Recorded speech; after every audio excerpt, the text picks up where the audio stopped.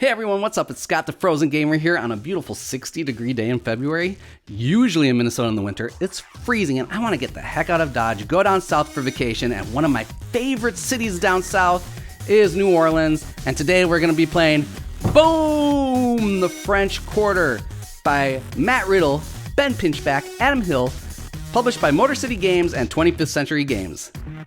Let's get ready to party and hit the table to see how this game plays. Let's go.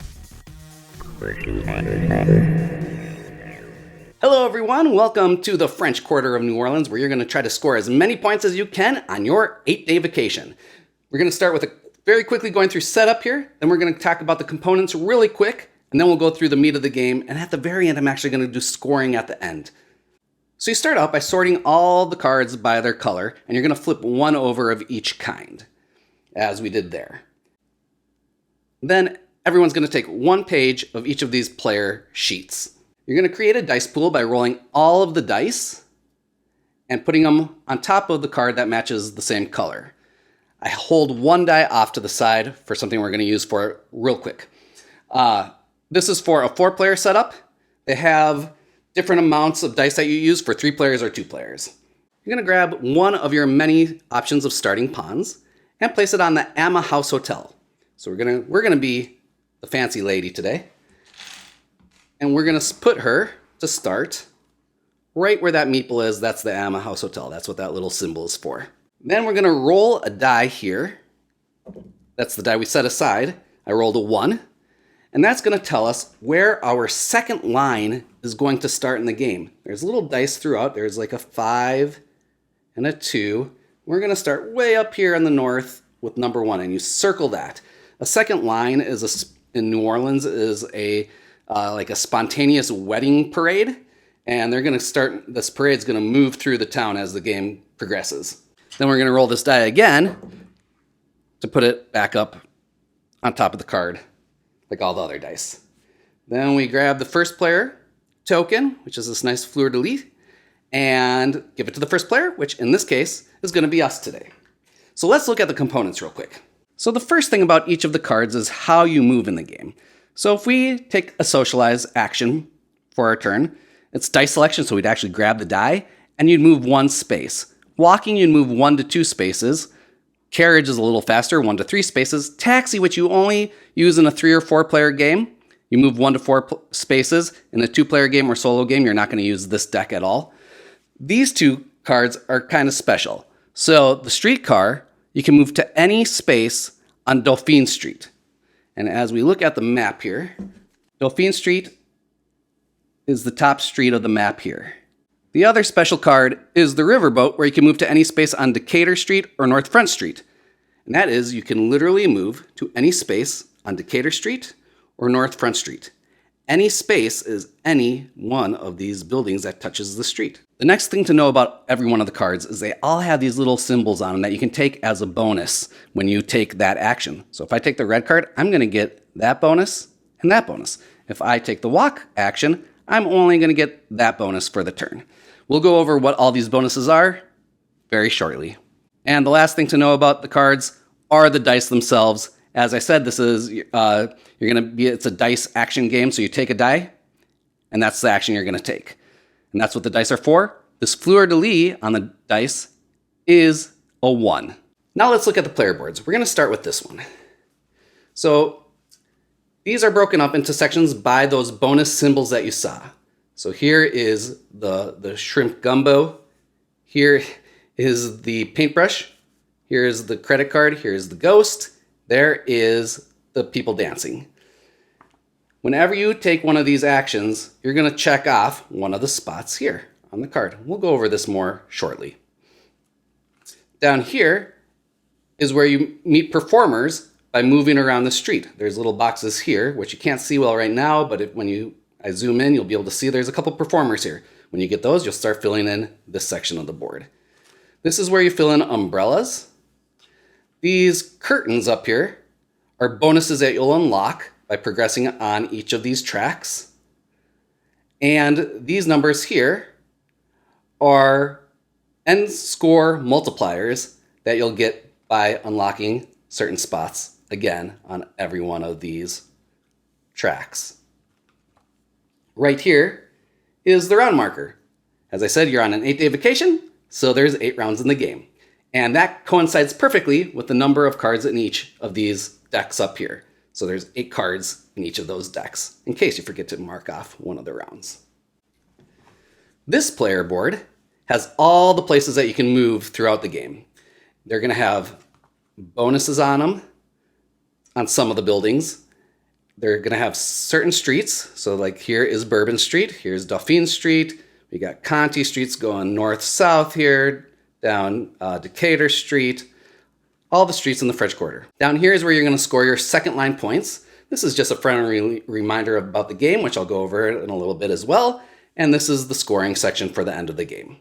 So along with my review of the game, the other most important question here is how do you actually play French Quarter? So the first phase of the game always is the planning phase. We already did this during setup.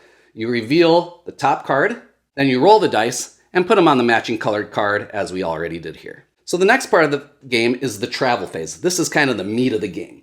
The first thing we're going to do in player turn order, we're going to grab a die and then do some actions within the travel phase. So since we're first player, we get the first choice of dice, and I'm going to take this green 4 from the carriage. And the first thing I'm going to do then is take the card action, and the card action is simply scoring these bonuses here. So I have an umbrella and a little shrimp. And I forgot to put my meeple back there, so there she is. So what we do is we look at the umbrella and we mark the umbrella section here. I just go whoop, whoop. Then I look, I got a little shrimp there. So I go to the shrimp section of the board here and I go junk, junk, and X out the first one there. You always have to go left to right on these rows. On the umbrella section, you always go left to right and then down. And on the performer section, you fill in the matching symbol. And if you go there a second time, you'll fill it in down here. And every time you make an X on this section, you make an X from left to right on this section, and then take those bonuses that are down below here. So that was the first action, was the card action. We just filled in those 2 symbols. Then I get to move. So I can move 1 to 3 spots. I really want to move to this location right here. You're going to count, every building counts as a space. So if I wanted to move straight across 3, I go 1, 2, here's a small building, 3. There's a second small building. So 1, 2, 3. And then I'd end there. But that's not where I want to end right now. I want to end on this space. So I'm just going to go 1, 2. I'm going to stop my movement short of the 3 and end there. Then I take the building action. On that space here, you can see there's a couple actions I get to take. I get another umbrella, and then I get a credit card to go shopping. So I take this player board again, and I cross off a second umbrella, and then I cross off shopping.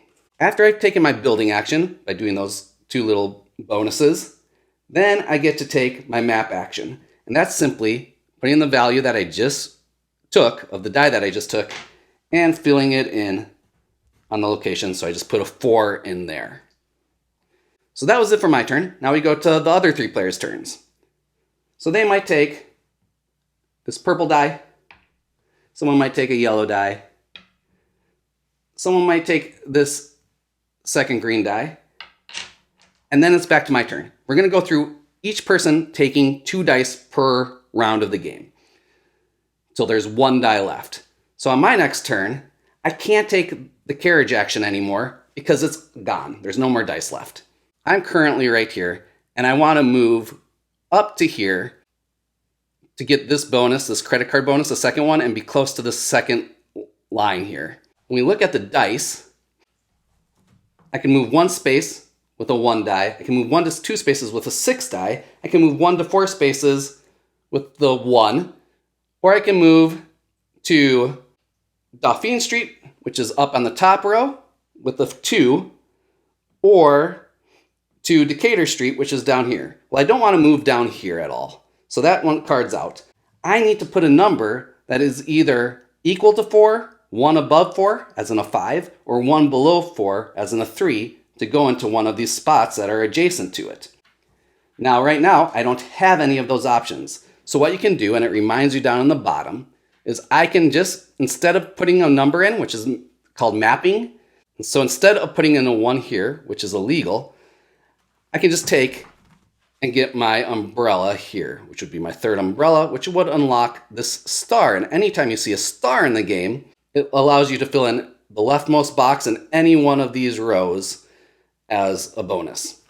So unfortunately, none of these dice work for me, so I'd have to do the not fill in and map a section here, leave that blank, and take an umbrella, or I'd have to move to Decatur or Front Street as my action, because I do not have any mitigation bonuses that I've unlocked through the game. Let's say, though, that instead this was a 5, and we take the socialize action, which is a 5. So we're going to move up to where we want to move right here. First, we're going to go and fill in a box here for this partying. Then we fill in a box here for getting another shrimp. Now, right now, I just unlocked this little 4-pane window. Whenever you unlock a 4-pane window, you mark in the leftmost circle here. So this one says map any number to a building on Decatur Street. So I'm going to go down here. Here's Decatur Street at the bottom, and I might want to mark in this little building with a 3. Then I move, so I'd move my character up here. Then I take the building action, and I would fill in a second spot on the green track here, which also has a 4-pane window, so I'd unlock this. This use W instead of a number once is a one-time action that you can use throughout the game. When you use it, you'll cross off the W. The W stands for a wild number, so you can use any number you want. If you're in a predicament like I just was, where I really want to move here and I didn't have the right die in that first example, I could use a W instead. And then we're going to take the map action and fill in a number 5 here. Then everyone else is going to go, and they'll take all but one of the dice. And then the round mostly ends. There's one more phase in the game that happens at the end when there's only 1 die left on the cards. And that's the second line phase. Remember when we started, we rolled that special die at the beginning and we circled this 1. That's the beginning of our second line parade. Whoever took the pink die, which is socialize, gets to decide a direction that everyone is going to move their parade in. So I probably do want it to move south. And then everyone fills in this same line going south on St. Peter Street. Then we do the second line scoring part of the phase. You count up however many numbers are touching your line. So our line's right here right now. And we have these 2 numbers that are adjacent. So I will fill in 2 numbers here. 2 boxes here. Once you get to the 9th box filled in throughout the game, which happens quicker than you might think sometimes, you get to fill in this box here for free. And that gives you the umbrella action, or the umbrella bonus here, which allows you to fill in a box on your umbrella sheet. And since I just got my 3rd one here, I got this little star bonus. So now I can fill in another spot on one of my tracks here. And I'm going to fill in this spot. And this spot, as you can see, has a fleur-de-lis / window pane. The fleur-de-lis, if you take it, allows you to start marking in your end game score multiplier. And I'm going to fill it in there this time. And that means that at the end of the game, every single home that I have mapped a number in or a W in will count as 1 point. If I got my 2 filled in for my endgame multiplier, then everyone on Conti Street is going to be worth 2 points at the end of the game instead of 1, and so on. Now, one thing to make sure that you know is on Bourbon Street, the multipliers are 1, 3, 5 instead of 1, 2, 3 like all the others. Once the second line phase is over, then we're going to go to the cleanup phase, which is just passing the first player marker to the left. All the dice are going to go back into the dice pool. And the next round, we just did round 1, so now we're on round 2. We're going to do this 8 times, the same procedure over and over 8 times, and that will be the end of the game. And then we'll go to endgame scoring. There's a few little rules that they don't mention until the end of the rule book that I'm just going to go over real quick because they are important. Numbers don't wrap for adjacency, so if I had a 6 up here, which would work with my 5, I couldn't put a 1 over here. They don't wrap around. A 6 is only adjacent to a 5, and 1 is only adjacent to a 2. In second line scoring, you might end up having a building loop around a whole bunch of times. I'm around this 5 now 3 different times, right there. That only gets counted once per second line phase of the game. There's a difference between visiting a building and mapping a building. We ended right here. The next time we move and we end here, we're going to be visiting that building. When we map the building is when we actually put in a number in the square. So that's the difference between visiting and mapping. They refer to them multiple times throughout the game. So the last little rule is one that they mention multiple times throughout the rulebook, but they don't tell you what it is at all in the rulebook. And that is, here we have our public second line, and then you can get a personal second line in the game as well. But it doesn't tell you what a personal second line is. A personal second line you can get right here by getting to this bonus, which means that you have to get to 2 window panes to get to this one. Once you get that one, you can start a second personal line. You pick any number on the board that you haven't used yet of the dice. So we started with a 1, maybe we want to go down here and start with the 6. During the second line phase, let's say our neighbor just said we have to go, that took the pink die, they say we have to go south. Then after we will move our public line south, but then because we have this personal second line, we can move this in any direction we want. So we might move this one here. By the end of the game, you're going to have player sheets that look something like this. So first, I look at this top track here. I got to the multiplier of 1, and none of this matters for scoring here. I instead go to look at Decatur Street. So I look at Decatur Street and I count every building that I've visited on Decatur Street. Or not that I visited, but that I mapped. So I got 1, 2, 3, 4, 5, 6, 7, 8, 9, 10, 11. And then I got this special scoring bonus where I get 1 point for every small building that I went to. So 1, 2, 3, that equals 14 points, and I fill it in that I got 14 points for all the food touristy spots that I went to. Then I do the same with culture, 1 point for every spot that I visited on St. Peter Street. Next we look at shopping. I got 1 for every location on Conti Street. So we got 1, 2, 3, 4, 5, 6, 7, 8. But then I also get 1 point for every star I get on this track because I unlocked this bonus here. So 9, 10, 11, 12, 13, 14, 15. I didn't finish this row, so I didn't get that star. Fill it in for my shopping that I did on my vacation. Next is what I got for mysticism, which is looking on St. Anne's and checking the multiplier for that. I got a 2 multiplier on that one, so let's take a quick look at that. Got 1, 2, 3, 4, 5, 6 times 2 this time. So I got 12 points there. And then here I got 3 times for every street every building that I mapped on Bourbon Street. Then I total up all the numbers that I filled in here on my second line. You do not count where your umbrella bonus is. So each row has 9 squares on it. I got 18, and I put that 18 in on my score. These 4 courtyards here, every time that you visit a courtyard, you fill in this little circle here. I got 3 out of 4. So if you can see here, it says if you get 1, you get 2 points. 2, you get 6 points. 3, you get 12 points. If you visit all 4, you get 20. I got 12 points there. Then I look at the gift shops, and I mapped both of those. So you just add up the total number that you mapped, which is 5. If you happen to put a W in one of these spots, that counts as a 0. So if I put a W here, it would have been 3 points instead of 5 points that I got there. Then you count and see if you visited the Riverwalk Shopping and Aquarium twice. If you did, the first time you visit it, you mark off the square that's on the top box there. Then there's a circle below that, and you fill that in if you visited a second time. That will be worth 8 points at the end of the game. So you total all of those up, and for my special buildings, I got 25 points. Then you check your performers. As I said, this is a set collection. I only got the first row, but I got 6 in the first row, which gave me 14 points. And then, again, when you fill in a box up here, you fill in a box down here and get those bonuses. I got 2 more victory points by getting that far. So I got 16 points there for a total of 115 or 116 points total for that game. The only other thing left to talk about is there is a variant in the game, which is the mayor variant.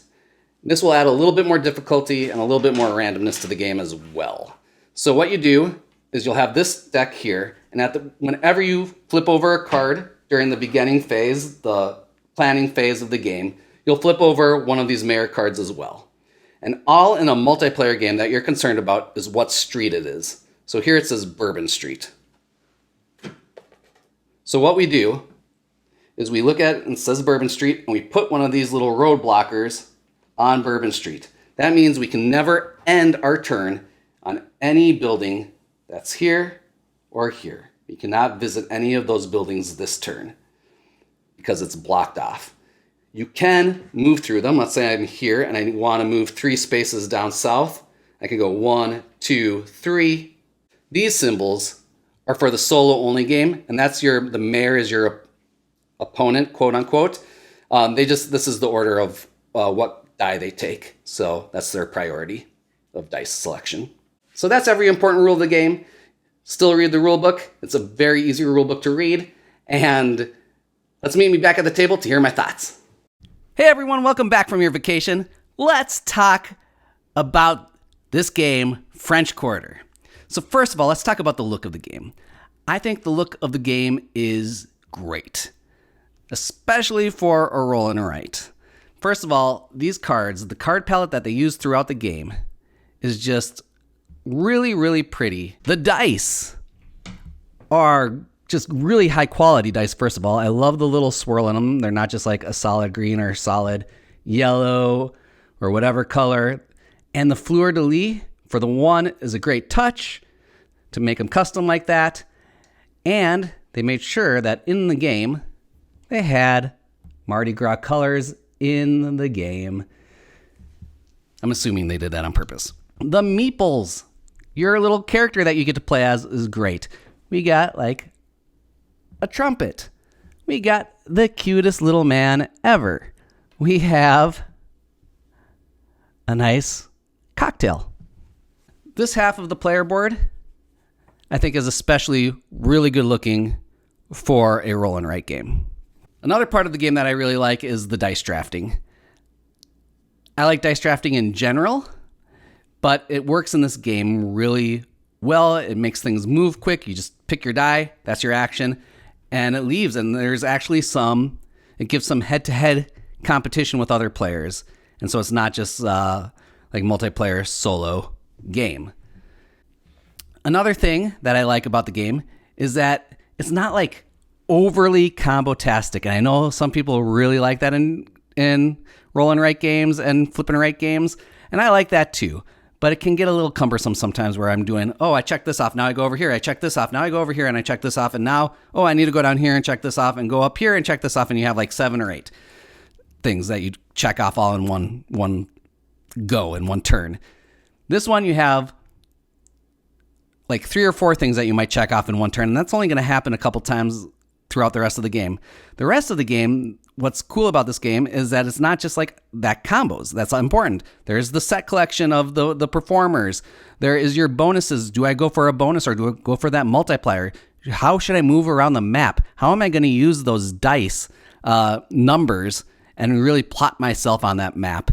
How am I going to manipulate my dice? I only have a few opportunities in this game, which could be a negative as well, but I think it's a positive overall is how am I going to, the limited opportunities I have to manipulate dice or movement, how am I going to do that in this game? So I really like that part as well, that it's not just about comboing. So many roll and write games and flip and write games are just about comboing. This has just more going on to it than that. Another thing is that it's really balanced. In the few plays I've played of it so far, I've tried a bunch of different strategies. I've gone fully focusing on just bonusing, just adding on bonuses, player bonuses, and those little bonus power things throughout the game. These guys right there on the curtains. I've gone where I've only focused on trying to get my end score multiplier up throughout the game. I have gone where I've tried to do a balance of both of those.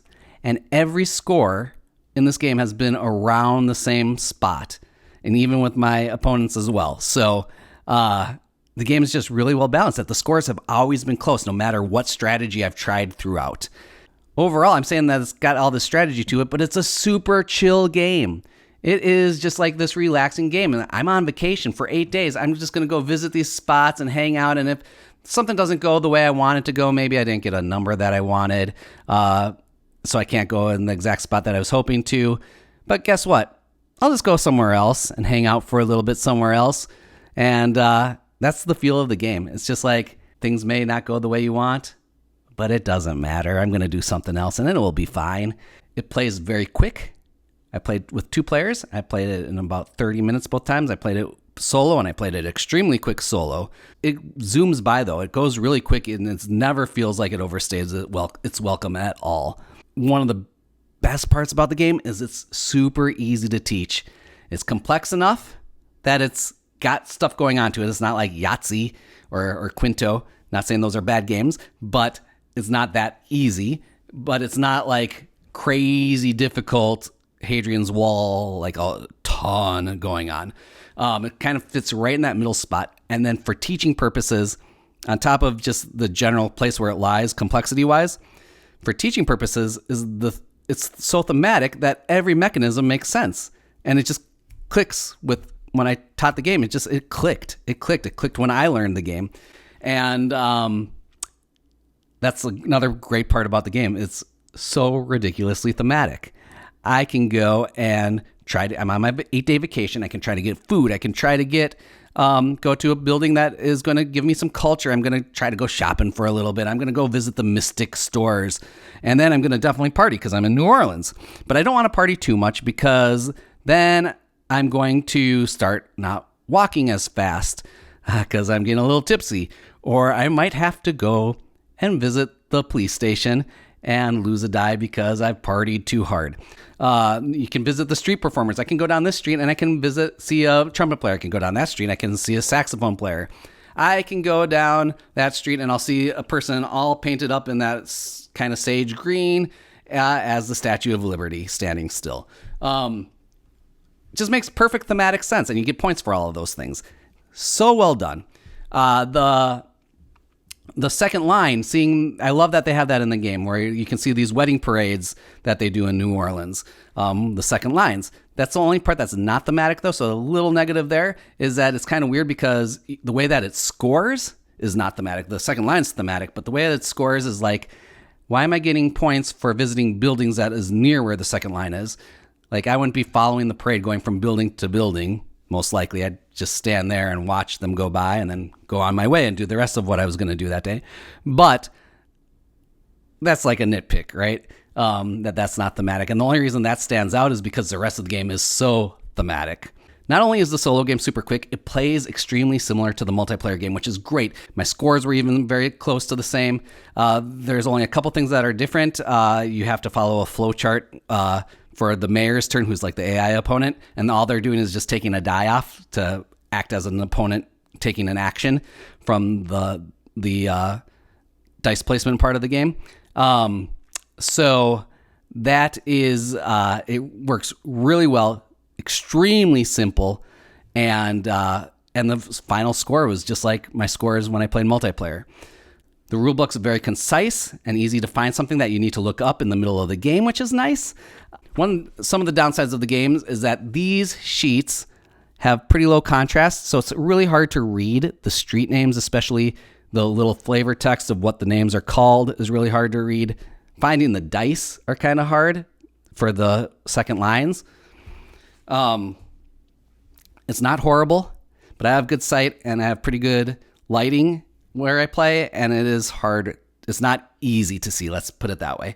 And but Matt Riddel has already put out, if you go to boardgamegeek.com, go to the files section, he's already put up high contrast sheets of this where it's a lot easier to see. It's a lot easier to see like Bourbon Street and Decatur Street, so you can find the streets that actually score points at the end of the game as well.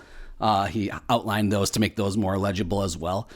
The other thing about the sheets are that they're kind of small, and I know they probably did that on purpose, so it could be a small box game, right? But in the other hand, it made it harder to read. Even with the higher contrast, it is still small print on it. And the other issue is with these adorable meeples that they have in the game for your player pieces. When you put them this way on the board, they're so tall that they block the buildings behind it, or the building behind it, and you have to move them constantly, and they fall over sometimes quite easily. Even though they have a nice base on them, they still fall over. And if you do them this way and lay them horizontal, they're long enough that they cover multiple buildings and go into the street, and that's no good, especially if the table gets nudged a little bit and they're already on two buildings. Which building was I on? Could be a little hard to follow. Is it game breaking? Not at all. This is nitpicking, but it is unfortunately a bit of a manufacturing issue with the game. But those few negatives I said are really kind of nitpicking. None of them affect the overall mechanisms of the game. Mechanisms of the game are solid. This is a very solid roll and write. I'd put it in my top tier of roll and write games. I think it's a great game. If you have any interest in a thematic roll and write game, I highly recommend French Quarter. And that's all I got for you today. It's a great game. It gets 2 hurricane cocktails with their straws up from me, the Frozen Gamer. That's it. Peace. Stay cool. Until next time. Later, Gator. See you in New Orleans.